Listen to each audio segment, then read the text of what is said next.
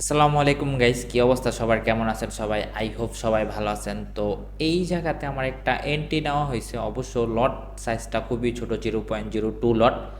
তো এত ছোট লটের ট্রেড নেওয়ার রিজন হচ্ছে কি, মার্কেটে তুমি টিকে থাকতে হলে অবশ্যই তোমাকে ছোট ছোট লটে ট্রেড করে বড় বড় মুভ ধরতে হবে, তাহলে হচ্ছে তুমি মার্কেটে লস করেও টিকে থাকবা। তো এইখানে আমার ট্রেড নেওয়ার লজিকটা যদি আমি শেয়ার করি, দেখো, ফার্স্ট অফ অল হচ্ছে আমি যদি দেখি, আমাদের যদি পিভিএস দেখি, এটা কিন্তু আমাদের পিভিএস স্ট্রং একটা অর্ডার ব্লক, ঠিক আছে। মার্কেট এই জায়গাতে আইসা হিউজ বাইং ছিল, দেন মার্কেট আস্তে আস্তে কিন্তু হিউজ পরিমাণ সেলিং পেশা দিয়ে আইসা কিন্তু হিউজ লিকুইডিটি নিয়ে নিছে মার্কেট। দেন এখান থেকে রিটেলাররা ঢুকছে, লন্ডন সেশনে রিটেলাররা এখানে ঢুকছে, বায়াররা বাই করছে, কিন্তু মার্কেট আইসা একবার লিকুইডিটি সুইপ করছে, এখান থেকে লিকুইডিটি সুইপ করে কিন্তু ভালো পরিমাণ একটা বাইং কনফার্মেশন দিয়েছিল এখান থেকে। দেন পরবর্তীতে যখন আসছে, এখান থেকে আমি জানি যে স্ট্রং একটা অর্ডার ব্লক, দেন বিগ ইনভেস্টররা এখানে ঢুকবে।